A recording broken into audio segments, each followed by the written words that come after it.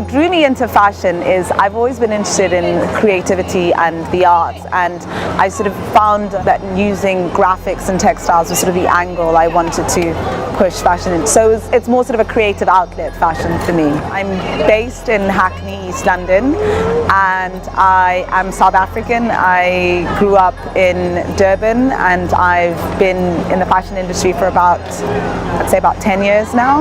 My work is a combination of textile garments for women's wear. It's luxury textile garments, so they're all sort of beautiful silks and linens with quite graphic, bold prints. One of my biggest inspirations is my heritage. I'm Zulu and Ndebele, and so there's a lot of visual referencing for me with both of those cultures that I use a lot in my work, and sort of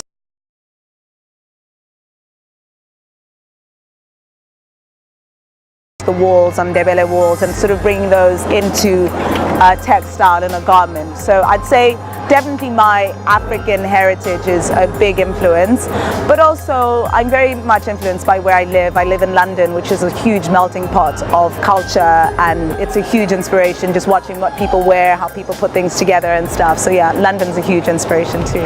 In my designs, I try to achieve producing garments that have very bespoke nature to them, really bright, really colorful, but also something that's wearable to an everyday user. So I do a lot of separates, and so because I feel like, you know, women live on separates and stuff, and so making wearable, beautiful garments that are made well. Also, I think there's almost this impression that if it's made in Africa, it might be kind of a bit sort of shoddy, and I try and make sure everything's made really well, so with real attention to detail with the making.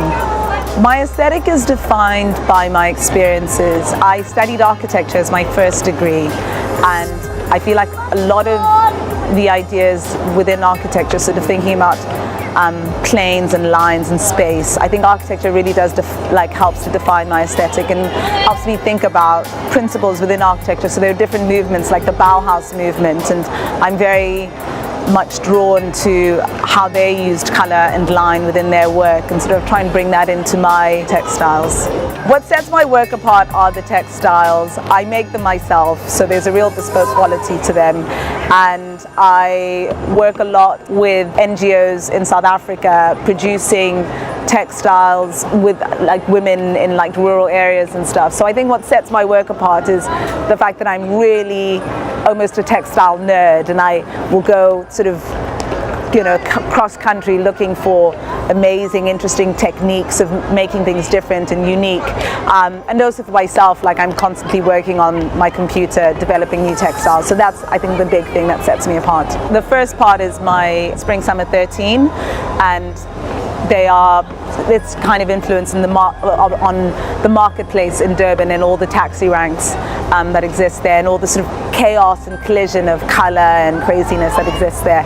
And the second part of what I'm showing is my Autumn Winter 14 collection, which is available now, and that's influenced by sort of cultural rituals. I looked into a lot of Nigerian, West African rituals and what people wore and dressed up in when they were doing different practices, because I'm very interested in what people practiced, what religions they had before the missionaries came over.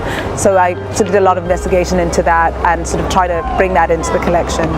I think Africa's had a hard last century, and I think, you know, we've gone through a lot of wars, a lot of turmoil, you know, apartheid. So many things happened last year. So we're coming out of a very hard time, and I think there's almost a celebration of that, of this kind of newfound independence, freedom. You see it so much in South Africa now, where there's a real kind of celebration of the present and what we're going through right now. And I think people want to hear the positive stories. So, you know, the stories of famine and stuff are almost, and you know, war-torn countries, those are slowly going away, and now the new stories being made. And I think that's probably what's drawing people, not just to the African fashion story, but I think it's just the African story in itself. It's changing, so we're sort of redefining ourselves now.